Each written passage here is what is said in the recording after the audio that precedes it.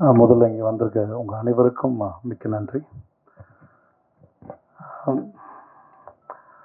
ராமோஜிராவோட அவருடைய இறந்து போனார் கேள்விப்பட்ட போது எனக்கு ரொம்ப வருத்தமாக இருந்தது. எனக்கு அவருடைய நேரடி தொடர்போ எதுவுமே இல்லைனாலும் புதுப்பேட்டை படத்துக்காக நாங்கள் அங்கே போனபோது அவ்வளோ பெரிய இடம், அவ்வளோ செட்டு இருக்கு, அவ்வளோ படங்கள் நடந்துட்டு இருந்தது. 2005 நாங்கள் போகும்போது இதை ஒருத்தர் கற்பனை பண்ணாரா, இதை ஒருத்தர் நம்பினாரா? ஒரு ஸ்லம் வேணுமா, ஸ்லம் இருக்குது. ஒரு கோட்டை வேணுமா, கோட்டை இருக்குது. ஒரு பார்க் வேணுமா, பார்க் இருக்குது. ஃபார்மிங் லேண்ட் வேணுமா, ஃபார்மிங் லேண்ட் இருக்குது. எல்லாமே இருந்தது. சின்ன சின்ன பொருள்லாம் இருந்தது. பேனா முதற்கொண்டு எல்லாமே ராமோஜிராவுடைய அவங்களுடைய இது போட்டிருக்கோம். நான் ஆச்சரியம், இது வரைக்கும் இவங்க கொடுக்குறாங்களா? உள்ள ஸ்டார் ஹோட்டல் இருந்து அவ்வளோ வசதி, இவ்வளோ கற்பனை ஒருத்தர் இப்படி பண்ணார். அது என்னோட ரொம்ப ஆச்சரியம். அவரோட வீடு பார்ப்போம், கண்ணாடி போட்டு மூடி இருக்கும். நாங்கள்லாம் பேசிப்பாங்க, அது மேலே ஹெலிகாப்டர் வருமா, நிற்குமா, அப்படிலாம் பேசியிருக்கோம்.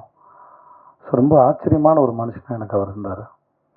ஸோ அவர் இறந்து போன போது நான் ரொம்ப நாளாச்சு படத்தில் நடித்து, பட் அது கேள்விப்படும்போது காலைல செய்தியாக பார்க்கும்போது, இப்போ அஞ்சலி செலுத்தும் போது சரி, ஆட்டோமேட்டிக்காக நாங்கள் அங்கே ஏன்னா ஹீரோ ஃப்ரெண்டாக நடிக்கும்போது உங்களுக்கு எதுவும் வேலை இருக்காது. நாங்கள் போனோன்னே அசிஸ்டன்ட் சொல்லிவிடுவேன், சார் நான் அங்கே தூங்கிட்டு இருப்பேன் சார் அப்படின்னு சொல்லிட்டு போய் நான் வாட்டுக்கு படுத்துருவேன். எனக்கு இப்போ தான் தூக்கம் குறைவாக வருது. அப்போது பெரிய கனவும் பாரமும் இல்லாதனால எங்கே படுத்தாலும் நான் தூங்கிடுவேன். அந்த செட்டில் எங்கேயாவது ஒரு இடத்துல சொல்லிவிட்டு எல்லா படத்துக்கும் போயிட்டு கொஞ்ச நேரம் இருந்து பார்த்துட்டு, நானும் ஷூட்டிங் வேடிக்கை பார்க்குற மாதிரி வேடிக்கை பார்த்துட்டு ஒரு இடத்துல படுத்து தூங்கிடுவேன். அப்படி நான் நிறைய இடத்துல படுத்து தூங்கியிருக்கேன். செல்வா சாரும் தனுஷும் கிரிக்கெட் விளையாட கூப்பிடுவாங்க. நாங்கள்லாம் விளையாண்டுருக்கோம் அவங்களோட சேர்ந்து. ஸோ அங்கே நிறைய இடத்துல கிரிக்கெட் விளையாண்டுருக்கோம். அங்கே வரலாறு ஷூட் நடந்தது. அங்கே போய் நாங்கள் அஜித் சாரை தூரமாக நின்று பார்த்துருக்கோம். ஹிந்தி படம் ஷூட் நடந்திருக்கு, பார்த்துருக்கோம்.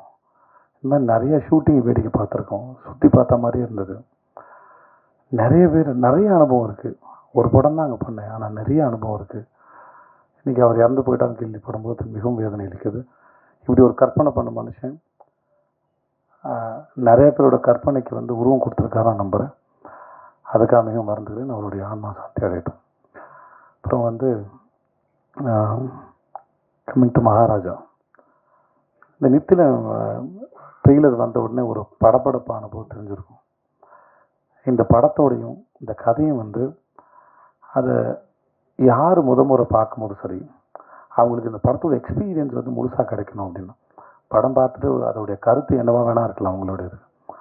ஆனால் அவன் உங்களுக்கு சொல்ல வருவதை தாண்டி அவன் உங்களுக்கு ஏற்படுத்த விரும்புகிற அனுபவம்னு ஒன்று இருக்குல்ல, அதுக்கு அவன் ரொம்ப மெனக்கெடுறான். அதை மட்டும்தான் அவன் பொத்தி பாதுகாக்கிறான். அது இவ்வளோ தெரிஞ்சிருமோ, இந்த ட்ரெய்லர் வர்றது கூட ப்ரொடியூசர் அவனுக்கு ரொம்ப நேரம் ஆர்கியூமெண்ட்டு, சண்டை, இது ஏதாவது ரிவீல் ஆகிடுமோ அப்படின்னு பயந்துகிட்டே இருந்தான். அதனால் நீங்கள் படம் பார்த்து விமர்சனம் சொல்கிற உங்கள் அனைவர்கிட்டையும் ஒரே ஒரு வேண்டுகோள், முடிஞ்ச அளவுக்கு கதையை ரிவீல் பண்ணாமல் நீங்கள் அது மேலே என்ன கருத்து வேணால் வைங்க. தயவு செஞ்சு கதையை மட்டும் ரிவீல் பண்ண வேணான்னு வேண்டி கேட்டுக்கிறேன். ஓகே தானே உனக்கு? ஸோ அது மட்டும் தான் அவனுக்கு. மற்றபடி படம் உங்களுக்கு பிடிச்சிருக்கு பிடிக்கல எதுவாக இருந்தாலும் அது உங்களுடைய விருப்பம் தான். என்னுடைய 50வது படம் அது மகாராஜா வாமஞ்சலில் நான் பெரும் மகிழ்ச்சி அடைகிறேன். அப்போது நித்தலன் மாதிரி ஒரு டேரக்டர் ஒர்க் பண்ணுறதும் பெரும் சந்தோஷம். சுதன் சார் எதேச்சும் 25வது படம் அமைஞ்சது சீதக்காதி. என்னுடைய 25வது படம் அமைஞ்சது என் வாழ்வின் பாக்கியம். அதே மாதிரி 50வது படத்தில் நித்தலோடு சேர்ந்து மகாராஜான்னு ஒரு படம் பண்ணதும் என் வாழ்வின் சிறந்த அனுபவத்தின் பரிசு இல்லை, அதையும் நான் பாக்கியமாக தான் பார்க்குறேன். ஐ ஹேட் ஒண்டர்ஃபுல் எக்ஸ்பீரியன்ஸ். சூப்பராக இருந்துச்சு. ஒவ்வொரு நாளும் ஒருத்தனுடைய தேடுதலோடையும் அறிவோடையும் அவனுடைய ஆர்வத்தோடையும் அவனோட ஃபில்ம் மேக்கிங் எக்ஸ்பீரியன்ஸோடையும் ஒருத்தன் ஓப்பனாக இருந்தார், திறந்த புத்தகமாக இருந்தார்.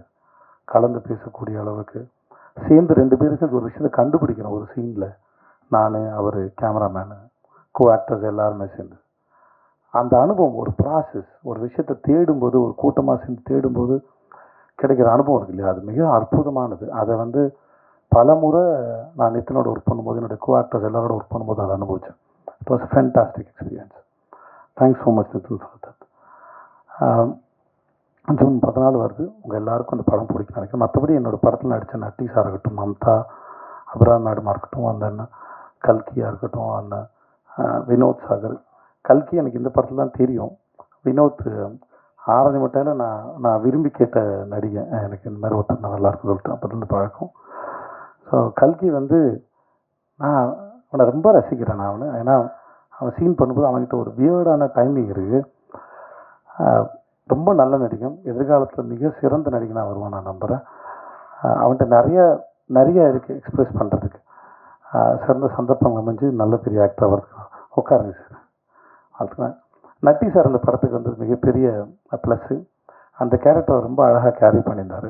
அவருக்கு ரொம்ப நன்றி. அந்த அருள்தாசனை இந்த 50 படத்தின் ஒரு அழகான கோலமாக இருந்தால் அதன் முதல் புள்ளி அவர் சொல்லி அவரால் நடந்தது அது. ஸோ அவருக்கு ரொம்ப நன்றி. என் இயக்குனர், என் குருநாதர், என் சீனிவாமசாமி சாருக்கு.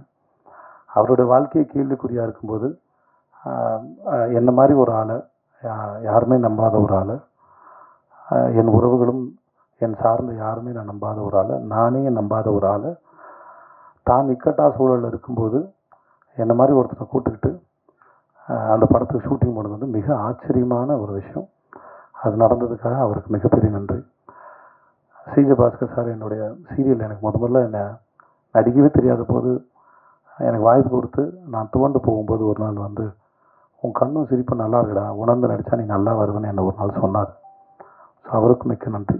நிறைய பேர் எனக்கு உதவி பண்ணியிருக்காங்க, நிறைய பேர் சொல்லி கொடுத்துருக்காங்க. சின்ன சின்ன விஷயம். இந்த 50 படங்கிறது ஒரு மாலையாக இருந்தால் அது ஒவ்வொரு மணியும் இங்கே இருக்கிற அத்தனை பேராலையும் கோர்க்கப்பட்டது. அது ப்ரெஸ்ஸு, மீடியா, நண்பர்கள், படங்கள், இயக்குநர்கள், எல்லாராலையும். எல்லார்கிட்ட இருந்து நான் ஏதோ ஒன்று கற்றுக்கேன். அது என் மேலே வைக்கிற விமர்சனமோ பாராட்டோ திட்டோ எதுவாக இருந்தாலும் என்ன அது யோசிக்க தான் வச்சது. நம்மளை யோசிக்க வைக்கிற எந்த விஷயமும் நம்மளை முன்னெடுத்து தான் கொண்டு போகுங்கிறது நான் அறிந்து உணர்ந்த உண்மை. ஸோ இந்த 50 படமாக என் கூட இருந்த, எனக்காக பேசின, இல்லை என்னை திட்டி என்னை உணரணுங்கிறதுக்காக சொல்ல வச்சதாக இருக்கலாம், இந்த மாதிரி கடுமையான விமர்சனமாக இருக்கலாம், பாராட்டாக இருக்கலாம், நான் எல்லாத்தையும் சமமாக பார்க்கிறேன். அதை கொடுத்து உங்கள் அத்தனை பேருக்கு மிகப்பெரிய நன்றி. Thank you so much. Mamta, Abirami and Philomin, boys Manikande, sorry. நான் வந்து துபாயில் இருக்கும்போது 2 படத்துக்கு ஃபோட்டோ அனுப்பினேன். ஏதோ சும்மா கூட்டாம்போக்கில் சினிமாவில் ரொம்ப சுலபமாக தெரியுது நடிகர் ஆகிடலாம் அப்படிங்கிற ஒரு எண்ணம் அப்படின்னு நான் நினைக்கிறேன். அதனால் துபாய் வேலை தேடும்போது நான் ஒரு வருஷம் ஜிம்முக்கெலாம் போய் கொஞ்சம் ஒல்லியெல்லாம் நல்ல ஒல்லியாக இருப்பேன். இப்போது 5 ஸ்டார் படத்துக்கும் பாய்ஸ் படத்துக்கும் ஆர்டிஸ்ட் தேடுறாங்கிறப்போ 2 படத்துக்கு நான் ஃபோட்டோ அனுப்பியிருந்தேன். நான் அங்கேருந்து அனுப்பியிருந்தேன் ஒரு ஃபோட்டோ. நான் சித்தார்த் சார் சந்திக்கும் போது அதை சொல்லியிருக்கேன். மணிக்கு சொல்லியிருக்கேன்னு நினைக்கிறேன், தெரியல, சொன்னான்னு தெரியல. அப்புறம் மணியை வந்து என் ஃப்ரெண்டு கடை, அங்கே மதுக்கடைன்னு ஒன்று இருக்குது, அந்த வாத்தியார் தோட்டம் கார்னர். அங்கே ரொம்ப நாள் காலேஜ் படிக்கும் பொழுது அவன் ஃப்ரெண்டு கடை, ஸ்டேஷன் கடை, அங்கே போய் நாங்கள் நின்றுருக்கோம். பலமுறை மணியை பார்த்துருக்கேன். இந்த பையன் பாய்ஸ் நடிச்ச பையன் தானே அப்படின்னு பார்த்துருக்கேன். ஒரு நாள் எதேச்சியாக பார்த்த ஒரு இன்டர்வியூ, எனக்கு என்னமோ ஒருத்தன் வந்து இனிமேல் இந்த வாழ்க்கை எவ்வளோ பயமுறுத்தினாலும் நான் பயப்பட மாட்டேன்டா அப்படின்னு ஒருத்தன் ரியலைஸ் பண்ண மாதிரி இருந்தது அந்த இன்டர்வியூ. பெரிய பூதம் பேயினா அது வாழ்க்கை தான், இது என்ன பண்ணுன்னே தெரியாது. எப்படி நேற்று இருந்த நொடி இன்னைக்கு இல்லை, அடுத்த நொடியும் கேள்விக்குறியாக இருக்குது.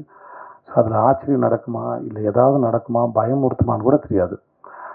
அப்படி இனிமேல் அந்த இன்டர்வியூ பார்க்கும்போது எனக்கு இருந்த ஃபீல் வந்து நான் ரொம்ப அட்ராக்டிவாக இருந்தது. ஒருத்தன் உட்காந்து கண்ணாடி போட்டுட்டு பேசினது, வீட்டில் அம்மா சமைச்சு, இந்த வாழ்க்கை ரொம்ப அழகாக. இப்போயோட தென்கட்சி கோ சுவாமிநாதன் அவருடைய கதை ஏதோ கேட்ட மாதிரி ஒரு ஞாபகம். நண்பர் ஒருத்தர், அதை வரையாக தான் ஞாபகத்தில் இருக்குது. பட் மழை பெய்யும்போது உட்காந்து பக்கோடா சாப்பிட்றது பிடிக்கும். அப்புறம் வேலையெல்லாம் முடிஞ்சு ரிட்டையர் ஆனதுக்கப்புறம் இப்பயும் ஒரு மழை பெய்யும்போது உட்காந்து பக்கோடா சாப்பிடுவாருன்றது அது அழகாக வாழ்க்கை சாதாரணமாக எடுத்துக்கிறதுல அது வந்து இட் வாஸ் பியூட்டிஃபுல். நான் அந்த மாதிரி மழை பெய்யும்போது பக்கோடா சாப்பிட்ற ஒரு ஆளாக தான் அந்த இன்டர்வியூவில் மணிகண்டன் பார்த்தேன். எனக்கு அது ரொம்ப பிடிச்சிருந்தது. நான் உதவி பண்ணணும் இல்லை காப்பாற்றணுன்ற எந்த எண்ணமும் கிடையாது. அதனால் அந்த ஸ்டேட்மெண்ட்டில் ஒரு ரொம்ப இன்ட்ரெஸ்டிங்கான பர்சனாலிட்டியாக இருந்தாப்புல. அதனால நான் நித்தில்டன் சொன்னேன். நான் ஏன்னா திறமை இல்லாத யாரும் வாய்ப்பு கொடுத்து வளர்க்கவே முடியாது. அதை நான் நம்புகிறேன். நான் அந்த மாதிரி ட்ரை பண்ணி தோற்றும் போயிருக்கேன் நிறைய பேருக்கு. ஸோ அதனால் என்னுடைய இத்தனை வருஷம் அனுபவத்திலேருந்து சொல்கிறேன், அந்த மாதிரி யாருக்கும் திறமை இல்லாத புரிதல் இல்லாத யாருக்கும் சந்தர்ப்பம் ஒன்று வாழ்க்கையில் மேலே கொண்டு வருது. அவர்களுக்குள்ள என்ன தேடல் இருக்குது, அவர்கள் என்னவா புரிஞ்சுக்கிறாங்க, அவர்கள் என்னவா பார்க்குறாங்க ஒரு விஷயத்தை, அதை வச்சு தான் ஒவ்வொருத்தருடைய வாழ்க்கையின் முன்னேற்றமும் இந்த பின்னடைவில் இதுவாக இருக்குது. நான் இன்றைக்கி மேலே கீழே என்னவாக இருந்தாலும் செய்த தவறுகளும் புரிதலோ ஏதோ ஒரு காரணத்தில் நான் ஒரு ஆளாக இருக்கிறேன். அது நான் கிரேட்டோ சாதாரணமாக எனக்கு தெரியாது, பட் அதுதான் நினைக்கிறேன். ஸோ மணிகண்டனை பொறுத்த வரைக்கும் அவரோட புரிதல் வந்து என்னை ரொம்ப அட்ராக்ட் பண்ணுச்சு வாழ்க்கையில். அதுவும் அப்புறம் நடிகராகவும் சரி, கூட சேர்ந்து நடிக்கும் போதும் சரி, எந்த தொந்தரவும் இல்லை, புரிஞ்சுக்கிறாரு, அதை பெர்ஃபார்ம் பண்ண ட்ரை பண்ணுறாரு. இந்த பயம் மரியாதை இல்லை கன்ஃபியூஷன்ஸ் நடுக்கும் இது எதுவுமே அவருக்கு நடிக்கும் போதெல்லாம் இல்லை.